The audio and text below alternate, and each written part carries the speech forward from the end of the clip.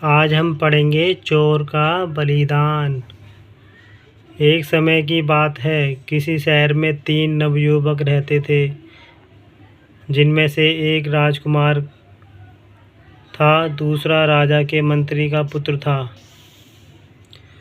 और तीसरा एक धनी व्यापारी का लड़का था। तीनों ही पक्के मित्र थे। ये तीनों सदा साथ साथ रहते थे और तीनों को ही पढ़ने लिखने अथवा कोई काम करने में जरा सी भी दिलचस्पी नहीं थी। इनका सारा समय मौज उड़ाने में बीतता था।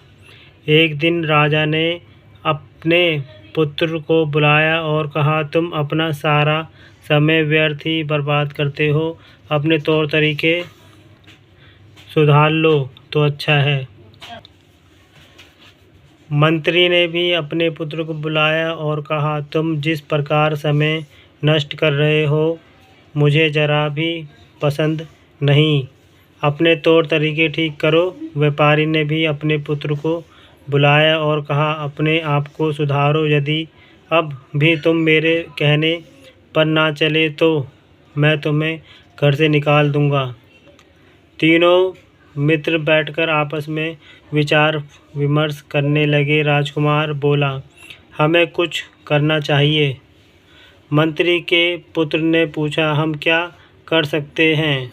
हमारे पास पैसे तो हैं नहीं कुछ करने या कहीं जाने के लिए भी हमें घर वालों से पैसे मांगने पड़ेंगे।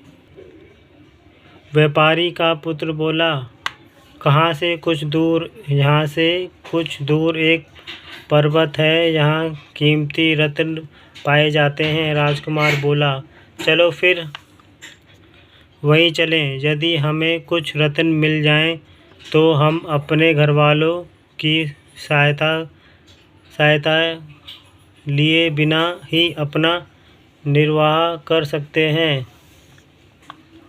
तीनों मित्र पर्वत की खोज में चल पड़े। मार्ग में उन्हें एक नदी पार की और फिर एक घने जंगल में जाकर अंत में उस पर्वत पर पहुंच गए। सौभाग्य से चोटी पर चढ़ने के बाद उन्हें एक मूल्य रत्न मिल गया। हम अब घर लौट सकते हैं, उन्होंने कहा। एक बार फिर उन्हें उसी घने जंगल से जहाँ से वह पर्वत पहुँचे थे गुजरना था। जंगल इतना घना था कि वहाँ दिन में भी रात जैसा अंधेरा रहता था। व्यापारी का पुत्र बोला, जंगल में लुटेरे और चोर होते हैं, वह हमारी हत्या कर हमसे रत्न छीन सकते हैं। राजकुमार ने कहा, बात तो सच है। अब हमें ऐसा रास्ता ढूंढना चाहिए जिससे यह रत्न घर तक सुरक्षित पहुंच सके। मंत्री के पुत्र ने सलाह दी, मेरी मानो तो जंगल में से गुजरने से पहले हमें अपना रत्न निगल लेना चाहिए, वह हमारे पेट में सुरक्षित रहेंगे।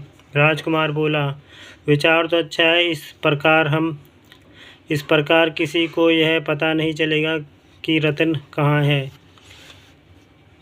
जब वह जंगल के समीप पहुँचे तो भोजन करने के लिए रुके। भोजन के साथ ही सब अपना रत्न निगल गए। दुर्भाग्य से एक चोर